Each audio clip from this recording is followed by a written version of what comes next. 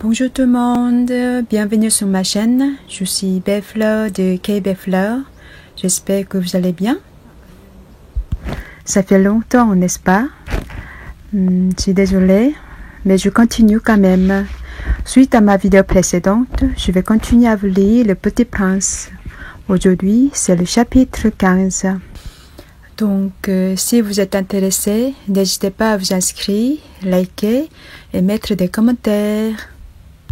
안녕하십니까 여러분. 오늘은 챕터 15를 읽어보도록 하겠습니다. 구독과 좋아요 부탁드립니다. Chapitre 15. La sixième planète était une planète 10 fois plus vaste. Elle était habitée par un vieux monsieur qui écrivait d'énormes livres. « Tiens, voilà un explorateur !» s'écria-t-il quand il aperçut le petit prince. Le petit prince s'assit sur la table et souffla un peu. Il avait déjà tant voyagé. « D'où viens-tu » lui dit le vieux monsieur. « Quel est ce gros livre » dit le petit prince. « Que faites-vous ici ?»« Je suis géographe » dit le vieux monsieur. « Qu'est-ce qu'un géographe ?» C'est un savant qui connaît où se trouvent les mers, les fleuves, les villes, les montagnes et les déserts. « Ça c'est bien intéressant » dit le petit prince. « Ça c'est enfin un véritable métier. » Et il jeta un coup d'œil autour de lui sur la planète du géographe. Il n'avait jamais vu encore une planète aussi majestueuse. « Elle est bien belle votre planète. Est-ce qu'il y a des océans ?» « Je ne puis pas le savoir, » dit le géographe. « Ah !» Le petit prince était déçu. « Et des montagnes ?»« Je ne puis pas le savoir, » dit le géographe. « Et des villes, et des fleuves, et des déserts ?»« Je ne puis pas le savoir non plus, » dit le géographe. « Mais vous êtes géographe. »« C'est exact, » dit le géographe. Mais je ne suis pas explorateur. Je manque absolument d'explorateurs.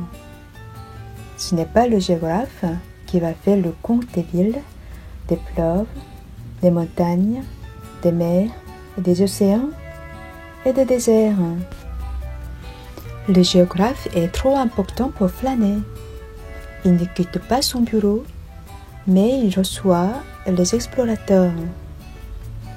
Il les interroge et il prend note de leurs souvenirs. Et si les souvenirs de l'un d'entre eux lui paraissaient intéressants, le géographe fait faire une enquête sur la moralité de l'explorateur. Pourquoi ça?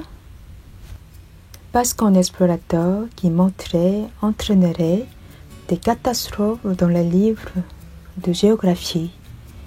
Et aussi un explorateur qui boirait trop. Pourquoi ça? Fit le petit prince. Parce que les ivrognes voient double. Alors le géographe noterait 2 montagnes, là où il n'y en a qu'une seule. Je connais quelqu'un, dit le petit prince, qui serait mauvais explorateur. C'est possible. Donc, quand la moralité de l'explorateur paraît bonne, on fait une enquête sur sa découverte. On va voir? Non, c'est trop compliqué. Mais on existe des explorateurs qui fournissent des preuves. S'il s'agit par exemple de la découverte d'une grosse montagne, on exige qu'il rapporte de grosses pierres. Le géographe soudain s'émut. Mais toi, tu viens de loin. Tu es explorateur. Tu vas me décrire ta planète. Et le géographe, ayant ouvert son registre, tailla son crayon. On note d'abord au crayon les récits des explorateurs. On attend pour noter à l'encre que l'explorateur ait fourni des preuves. Alors, interrogea le géographe. « Oh, chez moi !» dit le petit prince. « Ce n'est pas très intéressant, c'est tout petit. j'ai 3 volcans, 2 volcans en activité et un volcan éteint. Mais on ne sait jamais.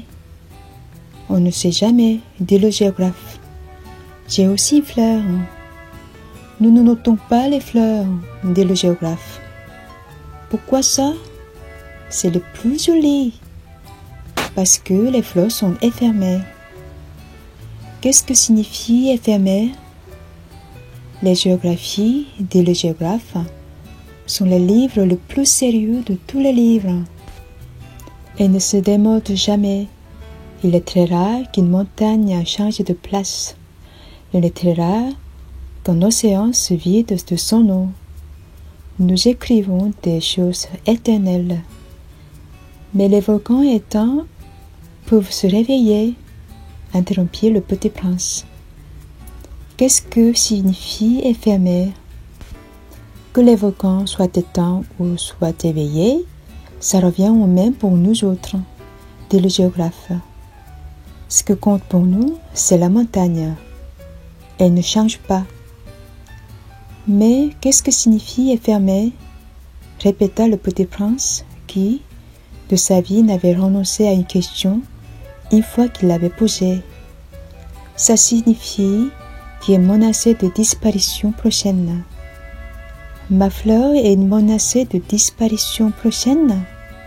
Bien sûr. Ma fleur est éphémère, se dit le petit prince, et elle a que 4 épines pour se défendre contre le monde. Et je le laissais toute seule chez moi. Ça fut là son premier mouvement de regret, mais il reprit courage. « Que me conseillez-vous d'aller visiter ?» demanda-t-il. « La planète Terre, » lui répondit le géographe. « Elle a une bonne réputation. » Et le petit prince s'en fut, songeant sa fleur.